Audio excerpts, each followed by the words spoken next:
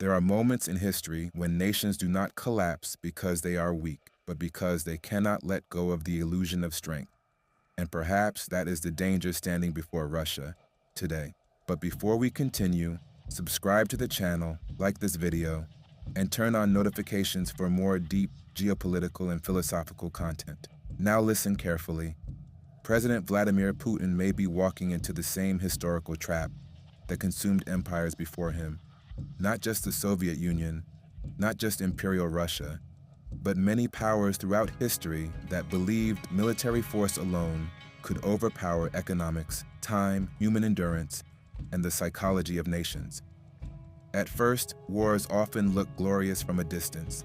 Maps move, cities fall, armies advance, and people believe power is measured by how much land you can take.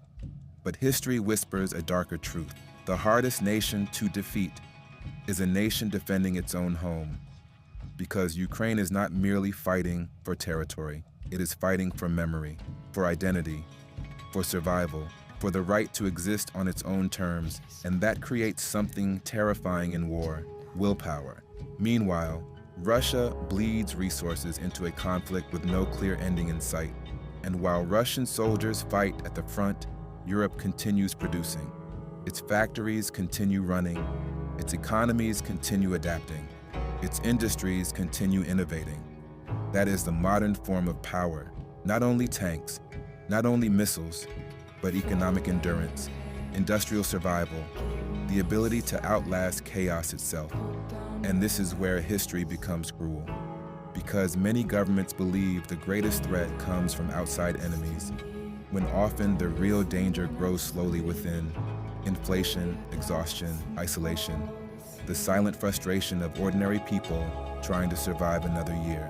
This is how empires decay, not always with explosions, sometimes with fatigue, sometimes with endless war, sometimes with a population that slowly loses faith in sacrifice.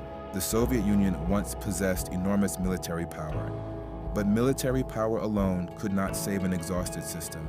And now the question returns again in another century. Can Russia endure this path indefinitely?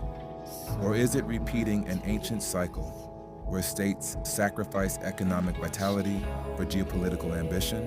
And perhaps the most tragic part of history is that civilizations often recognize their mistakes only after they become irreversible. But maybe I'm wrong. Maybe Russia will emerge stronger.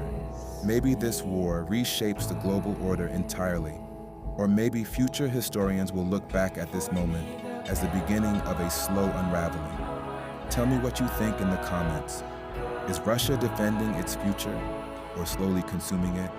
Subscribe for more philosophical and geopolitical analysis.